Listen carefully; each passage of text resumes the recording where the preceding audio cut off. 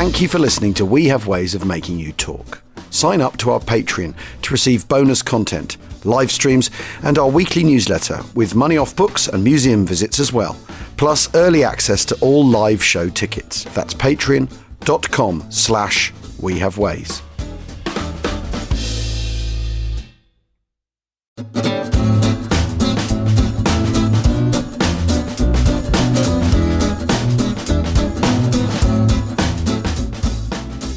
Achtung, Achtung. And if ever there was a place to say such a thing, this is it, right, Jim? Oh, my goodness, it's amazing, isn't it? So we've just walked down a kind of a little grassy track, which back in the wartime would have been the entrance route for trucks. And you come into a kind of sort of concrete trench with some railway lines. So presumably the trucks are delivering ammunition, which is then disappearing into a dark tunnel, at the end of which is going to be the old gun pit for a massive 13-inch... 30.5, 12-inch, Yeah, 12-inch gun. Anyway, we're here with Steve from Festung, Guernsey, and very excited about it. Honestly, excitement levels have been building all morning at the prospect of all this vast amount of Nazi concrete that we're going to be looking at. I don't know if you can tell, listeners, but James is... very excited about this visit this morning. Of course, we're in Guernsey, as Jim said, Festung Guernsey, or Gustav, as it was designated by the Germans. Festung Gustav. It's Gustav. Swine. And no one will ever work that code word out, will they? Steve, you're I mean, you know this stuff inside out. You know these places inside out. This is how many sites are we talking on Guernsey? Well, you'd be surprised to know that on such a small island there was actually between 800 and 1,000 sites. If you consider everything, even just down to machine gun position, you're talking very close to 1,000 individual positions. This is clearly a huge site where we are today. Yeah. That's classed as one site, but there are up to 1,000 structures constructed. So absolute madness. This complex is to house how many guns? Yeah, so this one would have housed just the one gun, a 12-inch ex-Russian gun, but there are 4 of these emplacements within the battery, covering about a square mile, just this one site. And do we know, did it ever fire? Yeah, it did. It did fire. We've got logs that show that it has been fired on several times. Several times. So single digits? Single digits, yep. And effectiveness was really pretty poor. I'm all right in thinking the first time they fired it, they came off their mountings and everything. Yeah, they caused massive amounts of damage.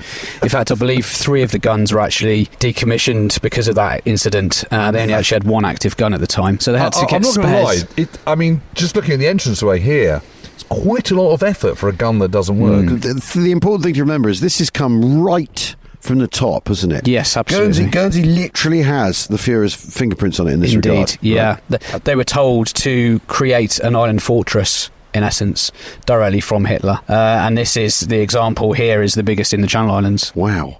I mean, how many tons of concrete are we talking? Yeah, this one site, Battery Mirus, is, I believe, 47,000 cubic metres of concrete. Obviously, there's hundreds and hundreds of tons of reinforcement as well as all the other materials. The statistics show in the Festung Guernsey volumes, which is the original sort of manuscript from the Germans, it shows 225,000 cubic metres of concrete deployed in Guernsey alone. There's a piece of civil engineering. Yeah, that's. I mean, hats off in the middle of war. Well, the commitment to here is extraordinary, isn't it? Absolutely. I mean, I work in construction, and to be honest, I don't know many contractors that want to take on a project like this in today's age. Yeah. And it would certainly take an awful lot longer and a lot more money, take up a lot of resources. It does help if you've got slave labour, to be fair. I was just going to say they weren't as hot on compliance as we are, maybe. Yeah, very true. No hype is anywhere. So the workers are just all shipped in, aren't they? Because there wasn't anything like enough manpower on Guernsey. That's right. So basically they were mostly conscripted workers, mostly from occupied territories where they were managed to bring people here to do the labour. Also Ukrainians, weren't there? Certainly Russians, Polish, but from all occupied countries. They've come through for skilled workers in the occupied territories. So there are people who are like skilled, because they obviously need skilled workers. Then you've got like your Hiwis, who are like people who've been pressed into labour. So there are different categories even within the different workers here, because obviously you need skilled you do need skilled labour for this. This isn't just like busting rocks, is it? You do, that's right. You need engineers still, you need quality control still. But presumably Germans are doing the engineering bit. They are, yes. And the conscripted labour would just be pouring concrete 24/7 here, really. Moving materials around, doing that sort of stuff. I'm completely struck by it, having kind of walked up and down other parts of the Atlantic Wall, from Norway down to Denmark and the Dutch coast, but also particularly, of course, Normandy. I mean, Normandy looks like a sort of picket fence compared to this. I mean, it's and also I'm starting to get a pretty practiced eye at concrete, and I can see that this is of a higher grade than nearly every single one I've seen in Normandy. Yeah, some of the construction here is actually very, very good. There are areas where it's very poor, and you'll see some of that when we go inside. Right. But generally speaking, it is very good quality work. Yeah, it's great. Yeah, the shuttering marks are very clear. And what makes it so good? Yeah, the ingredients. I mean, they did use crushed stone from the island, but you'll see when we go inside, they also use pebbles off the beach. Mm-hmm. That's really not good for concrete. No. That's a big feature of Normandy stuff. It is, yeah. And what happens is the concrete tends to just not stick to the stone, so it ends to be, quite poor. The reinforcement, if it's too close to the front of the edge of the concrete, it blows. But other than that, this is pretty good. It's what we call well compacted. So it's all about making sure that they take their time in quality control side of things, and you end up with a structure that's been around for 80 years. Do you want to go? Should we go inside? Picture the scene. James Holland is leading the way. So this is not at all dissimilar to the Kriegsmarine naval gun just north of Narvik, which is within the Arctic Circle. Again, it's got the same kind of colour sequence, and it's got the rails because these shells are absolutely enormous, and so you have these little bogies, these little wagons that go around and deliver the shells to the guns. And presumably, are there lifts and things here as well? No, so we don't have lifts here. But what we do have is we have separate rooms for the propellant, which is the one that we're next to now. We have an ammunition store, which comes up next. Oh, right. So it's composite rounds then. So you've the propellant, and then the shell. It's separated, yeah. That's right. Yeah. So one round would have 2 propellant charges behind it. They would all be stored in this area that we're in at the moment. And we have what we call flash hatches here, which the idea is that if there was any major incident, it would contain it to those rooms and not hopefully blow up the rest of the bunker. In here, there's a colour scheme. So there's a sort of sand yellow lower line, and then the wall is split in 2 with a single black line, and above that a sky blue kind of colour, almost duck egg. Almost a duck egg, and the yellow's quite reminiscent of the dark gelb that's you'll see on a German armoured fighting vehicle, and there are these steel frames to the windows and the doors, are basically bulkheads, aren't they? Essentially, like a maritime bulkhead. A low ceiling that seems to be steel reinforced above us. I mean, it's headroom for me and Jim, but it's not. They're being efficient with the space, aren't they? Yeah. So we've got 2 metres a minimum of concrete above your head. So we're properly fortress standard here. In places, it's up to 3 metres. One thing you will notice in this area, in fact, around the whole bunker, is all the original German text is still in situ, and there's lots of it here. So you'll notice things like instructional signage to go for first aid. You'll see all the instructions for the movement of ventilation around the place. And we're quite lucky that we've been able to preserve all that. What does that say, Jim? It's basically first aid station. Verbandsplaats. That's it, yeah. So, Steve, where are we now? Yeah, so we're now in the main ammunition store for this site. This is where they would have stored 2 different types of shell. A reasonably light 250 kilogram shell and a slightly heavier 405 kilogram shell.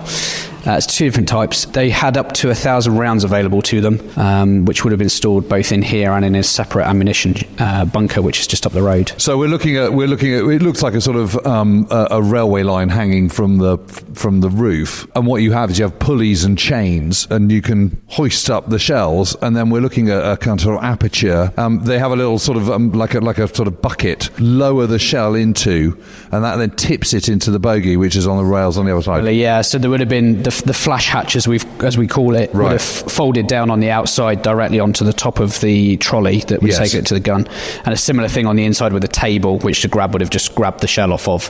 So how many personnel are running this site? Yeah, so this one site has 72. That includes officers and NCOs. So 72, and 4 of those, obviously 4 lots of 72 for each of the sites. Then you've got anti-aircraft, you've got radar, you've got all the other things. So there's 500. Because these are naval guns, is this a Kriegsmarine site? Yes, that's correct. Right, yeah. So remembering Long-sur-Mer is Kriegsmarine? Yeah. I mean, this is the interesting thing, though, isn't it? Because the Germans don't have any battleships, really, or the pocket battleships or whatever. We can get into one of those arguments if we want. But this is effectively a kind of battleship site. We do refer to it sometimes as a land-based battleship. Yeah, right. That's it. Yeah. Obviously, you build a thing like this, it's kind of going to go last forever. Although some of the wall here is coming away. What's going on there? Yeah. So what's happened there is the reinforcement bars that have been put into the wall, and the whole bunker is reinforced with steel. They've been put too close to the edge of the wall. And what's happened is it's managed to either get wet or oxidise, and you'd be amazed at how powerful steel is when it corrodes. It just blows anything apart, and it's just blown the face of the concrete off, and that's just left an area where you can see the construction detail. So in the corner here we've got a small room that was used for storing the fuses for the shells. There would have been various different types of fuses available, timed, impact, all sorts of stuff, and we've got the original stable doors here, armoured steel doors on this particular room, which weigh about 200 kilos apart, so there's about 450 kilos there, just in armoured doors. It's so mad, isn't it? So we've kind of gone out into the corridor, turned left, come around a corner, and now we're in another room. Is this the generators? Which is a ventilation system? Ventilation, yeah, that's right. Belüftung. Indeed. So you'll see some German text on the wall here. What you'll also see here is the effort they went to make sure that the whole site could be ventilated properly. They were absolutely petrified of gas attack. So all of the bunkers are gas-proof with very sophisticated air conditioning, basically. So the whole site's basically pressurised? That's correct. I'll tell you what, there's a lot of paranoia here for Dudley Clark to kind of play with, isn't there? Feed into. Well, yes. I mean, I think we're going back to our original theory that Operation Ambassador is the most important commando raid of the Second World War. Yeah. Because of the effect. Because this is it. We're in the effect right now. Yes. 300,000 cubic metres of concrete. I mean, and there's 4 of these. There's 4 of these, all identical, yeah. All identical. I mean, this is... Just to service one 12-inch gun. Yeah. That when you fire it, comes off its mount. Basically, yeah. We're going to go to a break, and then we're going to pop up somewhere else in this vast, peculiar complex of concrete. This mausoleum to Hitler's paranoia.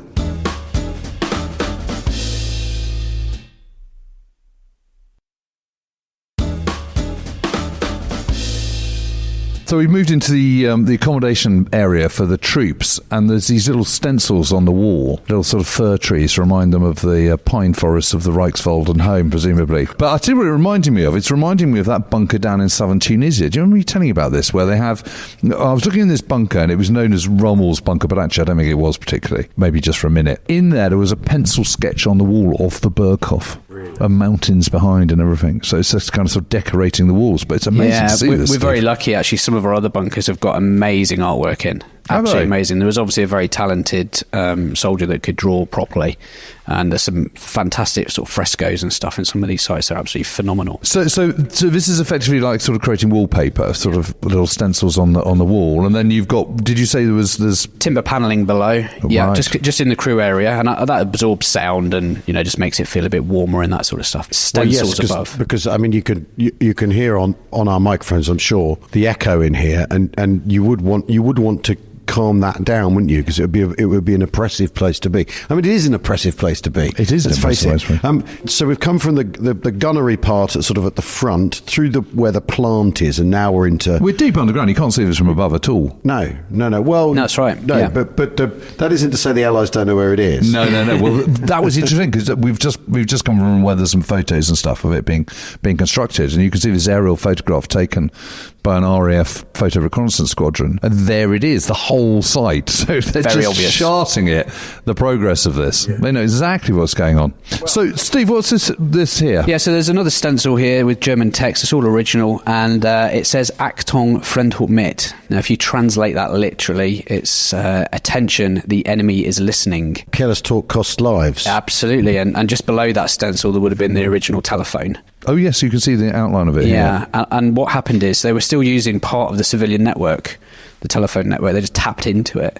And basically, like the instruction says, be careful what you say, because, you know, somebody could be listening in. And they were worried that, you know, instructions could be heard on, you know, somebody tapping into it. So, I mean, the thing that I'm really intrigued by is obviously Festung Guernsey's how long's that been going? Yeah, so we started the group in 2005, so we'll be coming up for 20 years. We're just a small group of volunteers with a passion for history, and we just look after these sites that are massively important to the island's heritage. Generally self-funding, so we do tours and write books and do that sort of stuff, and we have a few supporters. A few people that buy things for us, which is very nice. Not currently massively supported by the States of Guernsey, but that's changing. Because I was going to ask about that, because after all, these are the kind of sites that people could be ambivalent about. Has it been contentious keeping it going or not? In the early days, yes, because there were still people survived from the occupation, and we absolutely, you know, understand their reasons why they may not want to look or see at these things, and why we'd want to promote them. You know, sites like this that are so important, you know, we've got to class this as a World Heritage site almost in Guernsey terms, and we've got a few of those sites around the island that we focus on. We've got about 24 bunkers we look after over 12 sites, and that's enough for volunteers to look after. Do you get military engineers coming and having a look and going? We get all sorts of people coming over to look at these things. We do public tours through the summer with a partner of ours that comes to the site. Now we've got mains electricity at most of them. We have very specialist tours. We have military personnel come over, and we take them personally around. People like yourselves who have got a slightly more interest in military than others. And we do have people that come back that have been connected to a family member that maybe was here during the occupation.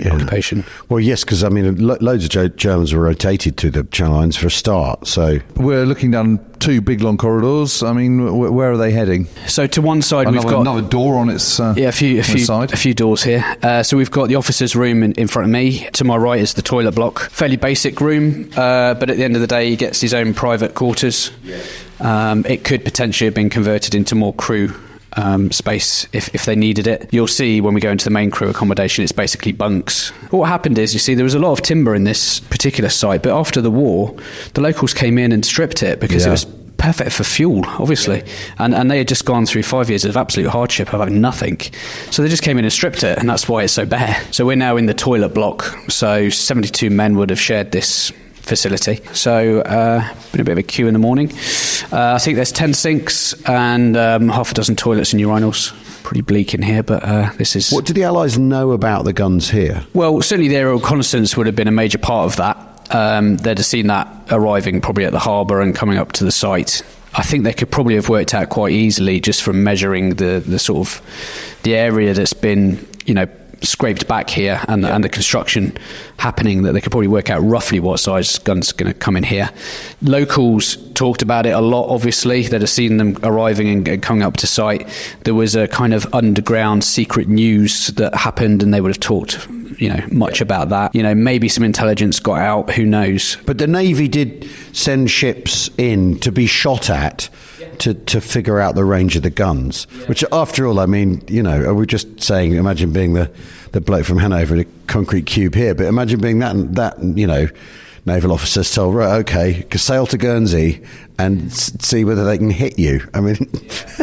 I mean, this thing could potentially have had the range that they intended, which was 50 kilometres. I mean, that's a heck of a range, right? That's why the first three guns broke, because some calculations weren't quite right. I think it was to do with the propellant. Maybe it was a bit too strong for them. And yeah, they break the trunnion rings, and before you know it, that's out of action. I love it. So I love it. Crap.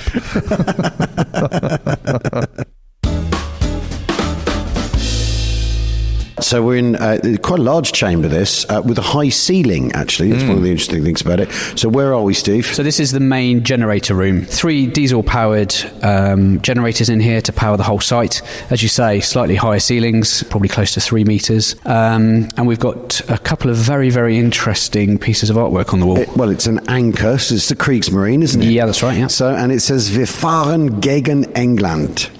So we're going... We push, we're against. Yeah, we travel towards, basically. There's a literal translation, but we push towards England is the kind of literal translation. Yes. I'm actually told that was a song that was sung during World War II. So. It's the Luftwaffe variant is Wir fliegen gegen England, isn't it? Yeah, we're flying against England. A bomben on England. Yeah. And then the other end... Goodness me, yes. It's still quite shocking to see it. It's an imperial eagle and swastika underneath it, and you can see sort of the remains of an earlier bigger one, and sort of pencil sketching of what would have been a bigger eagle and a much bigger swastika. But I'm thinking, if this is a generator room with 3 diesel generators in, right, we're in a building where there's this tiny latrines for 72, 4 toilets for 72 people, 3 diesel generators down here, propellant, which will give off all sorts of interesting fumes if it's in sacks. This place stinks, and it's squalid in here. Even with the ventilation, you think that would? Yeah, absolutely. And even when it was brand new, it would have been damp on wet days or winter days. This is an unpleasant place to be as much as anything else. You're not in a dry heat in Tunisia like that other site you were talking about, Jim. It's a horrible place, right? Yeah, and of course no sunlight. We're all underground. Yeah. So it's just, I think what's so fascinating about them is you are touching the past, aren't you? You're getting that much closer, and to see a site that's still so complete, really not complete, but is so well preserved, it gets you closer to what it must have been like in the war, and the people that were doing this, and also the mindset of the Nazi regime and how they're going about things. The Festung mindset. The Festung mindset. And I'll always remember the first time I came to this site, much like you have today, and my mind was just blown. So impressive. Well, I've been to the gun emplacements on Manly Head in Sydney Harbour. Right, and nothing like this. No, and that's to protect a major port in a British Dominion. Right, this is absolutely next level bonkers. That's the word. I'm staring at that eagle wing. I'm sure the one on the left is slightly longer than the one on the right, but maybe that's might be a trick of the light. So Steve, we're obviously very, very lucky to have access and your expert guidance. If anyone else wants to come down into this pit of strangeness, concrete wonderland, how do they do that? So probably the best way of doing that is contact us via our website or social media, and we can arrange. We always love showing these places off, so what's your website? So festungguernsey.org.gg will get you to our website, or just GG. That's very strong, isn't it? That's it. And if not, just search us up on Facebook, just under Festung Guernsey. We're very active online. And I mean, we're here thanks to the Guernsey Tourist Board, who hooked us up with you, and this is absolutely boggling. It's so boggling, isn't it? But what I like about it, right, this is one site, Jim. Yeah. And there's 1,000. There's another 999. So we're going to do another 999 podcasts from various dirty bits of Guernsey concrete. Just imagine. Just imagine. I'm game. Of course you are. Okay, thanks for listening, everybody. We'll be back with some more concrete. Cheerio. Bye. Thank you.